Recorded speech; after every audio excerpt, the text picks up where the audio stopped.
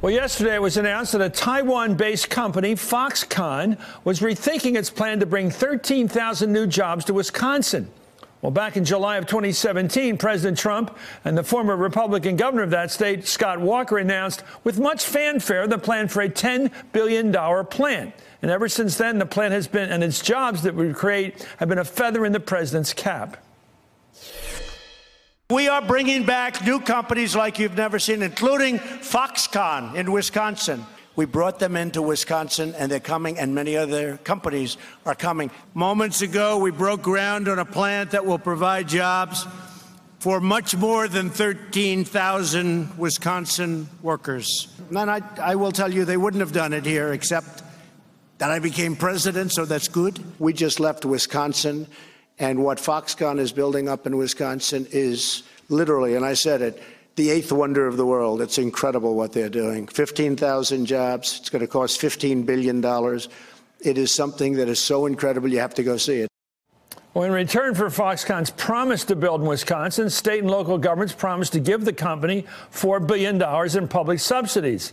Earlier today, during a manufacturing event at the White House, the president, who never misses an opportunity to tout his role in the Foxconn deal, made no mention of the news. For more, I'm joined by Molly Beck, a reporter for the Milwaukee Journal-Sentinel, and David K. Johnston, author of It's Even Worse Than You Think, What the Trump Administration is Doing to America.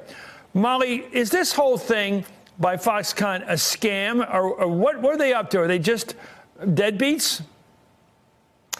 Well, we're not sure exactly what Foxconn's plans are at the moment. About a year and a half ago, they and former Governor Scott Walker brokered a deal that would bring 13,000 jobs to Wisconsin in exchange for a $10 billion plant in Wisconsin, and that would be Foxconn's first U.S.-based plant. And it was a very big deal, as you noted before.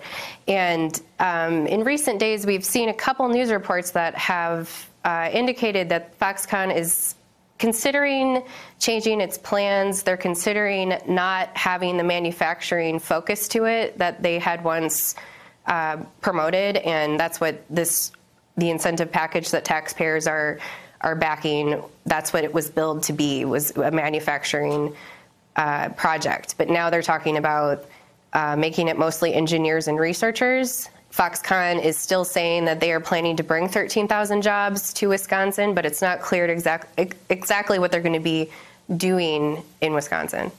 Well, if it's not a manufacturing plant and it doesn't involve hiring factory workers, how do you get up to 13,000? You can have 13,000 engineers sitting around thinking.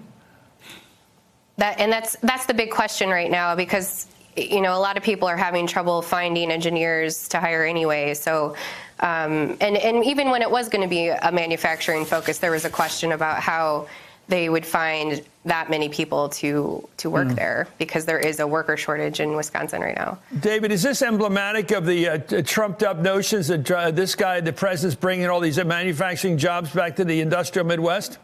It's exactly that, Chris. And, this is classic Donald Trump. You promise people the sun, the moon, and the stars, and what you really do is put a couple of pebbles in their shoes.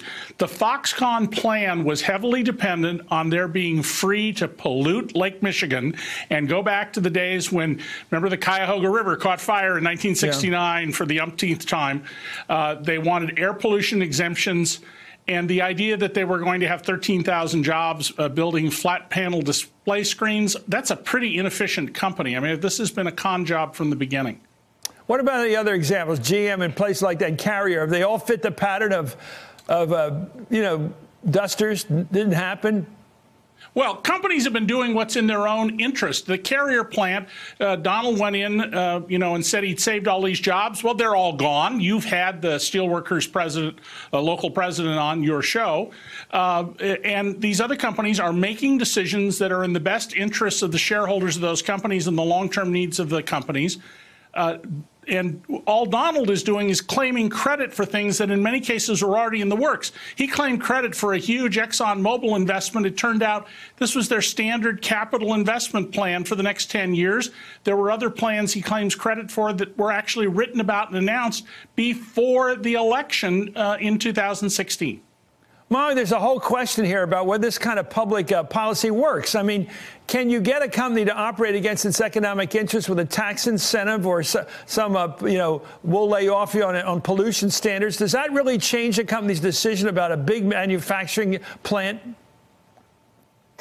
Well, right now, what we're hearing is that the industry, the environment right now for companies like Foxconn, as your watchers might know, that they are a big Apple manufacturer, and there's some sluggish sales for Apple right now. And right. So what we're hearing is that is contributing to their decision to rethink what they're going to do in Wisconsin. I'm sure the company didn't get where it got by making dumb decisions based on what Trump told them. Anyway, thank you, Molly Beck, covering for the Milwaukee Journal. And David K. Johnson, as always, sir. Hey there, I'm Chris Hayes from MSNBC. Thanks for watching MSNBC on YouTube. If you want to keep up to date with the videos we're putting out, you can click subscribe just below me, or click over on this list to see lots of other great videos.